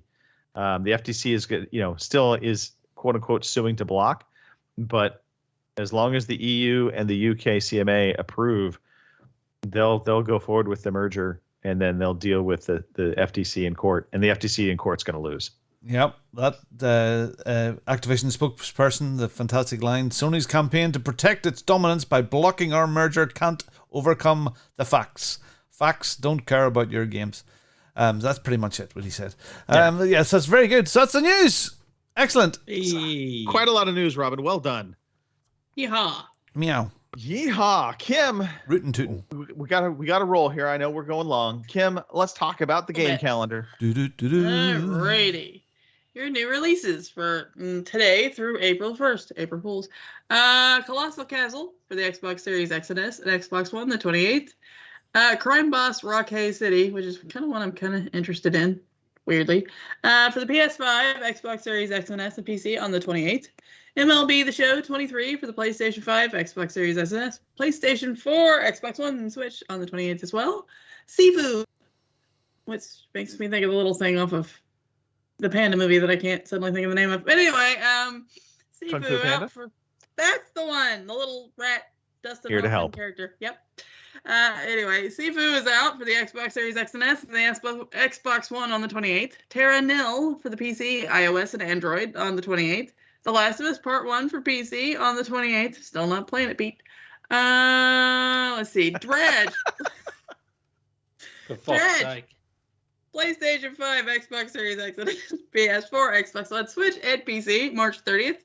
The Last Worker for the PS5, Xbox Series X and S, PlayStation VR 2, Switch, PC, March 30th. I think Robin's been here, but I'm not sure, so let's go with it. Citizen Sleeper Creeper. Wasn't fast enough. Okay. For the PlayStation 5 and PlayStation... Oh, the tank top. Look at that. Holy shit. Oh, here we go. Anyway, Citizen Sleeper for the PS5 and 4, March 31st. Oh, Jesus Christ. Cosmonious High. We'll go with that. For the Quest on March 31st. And those are your new releases. So, there you go. I think that's the first new Quest game we've had in the game updates in for a while. Forever. Yeah. Yep. All right. Excellent. Stuff to play, people. Stuff to play. Spend your money. Coming. Yeah. Okay. Pete. Pete, if you were just hanging out on a Wednesday night, man, you know what would be really fun? To come play Halo with myself and the community and hang out and have a good time. Jeez. I couldn't think of a better Wednesday night, Greg. I think that is spot on, Pete. You could not have a better time than hanging out with me and our lovely community, playing games, having a laugh. It's just great. It's good. I'd much prefer the Friday nights, Greg. Well, then, Pete, you're in luck. We could hang out on Friday nights, assuming my work doesn't get in the way. Ah. Yeah. But, maybe we just have you run it all. Or not. I saw that look. So we'll continue to have our play dates. Come hang out like Lewis, Martin, Snoogans. All of them were hanging out on Wednesday. We were going to try for Friday. That didn't happen. That's my fault. Sorry, guys. But yeah, there's some fun to be had in the multiplayer stuff. I'm just saying. Right. Yeah. Yes. Speaking of multiplayer, next weekend, assuming nothing else comes up, we'll try to get back with our Modern Warfare Battlefield night. Usually it's Saturdays. I think we usually do that. This weekend, though, I was kind of all about Diablo, so sorry. Okay. See how you were selfish there. That's okay. I know. Yeah. I'm sorry. Bloody hell, Kim. All my fault. Pete, what are you going to do, Pete, when you're on a boat? That's the question. What are you going to do when you're on a boat and you need a Wi-Fi connection? I've got a Wi-Fi connection. I can take it anywhere in the country. So what I'm hoping, not next week. Why is he pointing up into the trees? Because that's where my Wi-Fi connection is. Behind that tree. Right in the tree, yeah. There's a canal, and then there's my Wi-Fi connection. There's a router there. So I'll pick my boat up on the 3rd of April. So I might have to do the podcast that week. Is it the 9th? On the boat. I'll see how I get on. I'm all for it. Yeah, especially. Boat show. Well, no, I don't want to hope for any sinking, but taking on water would be slightly comical. It would spend 50 grand on it. A fucking sink. All right, let's move to some shout outs, shall we? Robin, start us off, please. Give us a shout out to somebody. Here's to Las Vegas. Yeah, and the people in the chat tonight, they're being fun. and the Boomers and the CP Matthews, lovely in there, and Lord and all the guys. It's been fantastic fun. Check out my YouTube channel, please. Robin Tate, Bongo Racing. It's lots of fun, lots of stuff, good stuff there. And if you want to get into ACC, Step J's getting his rig ready. He hopes to be up and ready for the middle of April. So I'm looking forward to that. And thanks for helping me. It looks like it's Porsche. It is, and Porsche it is. Podcasting with you guys. It looks like fun. Anyway, that's me, Kim. You ready? Shout out to the Shatters, of course. Yeah, I mean, you make the not that the podcast isn't fun without you, but you add more to it. So thanks for jumping in the chat. Shout out to you guys. As always, it's always fun to get on here and bitch about my week and hang out with people that don't require me to change their pull up or cut up their food or what have you. If you're coming to Vegas, you can help us with that. Right. There you go. Anyway, other than that, hope everybody has a good week. Hopefully it does decide to warm up at the end of this week because spring is here and I'm ready for spring. I'm tired of winter. So there's that. Over to you, Pete. Same as Kim, really. Shout out to you three. I've really enjoyed tonight. I've enjoyed seeing your little faces again. It's been good seeing you. I'm also going to shout out Mike and Tara. I went to their house yesterday. New house?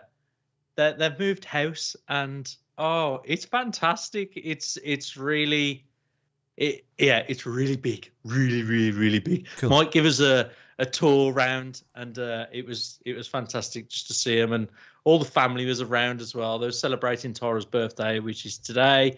But I went yesterday and we had a fantastic time, and shout out to them pair especially.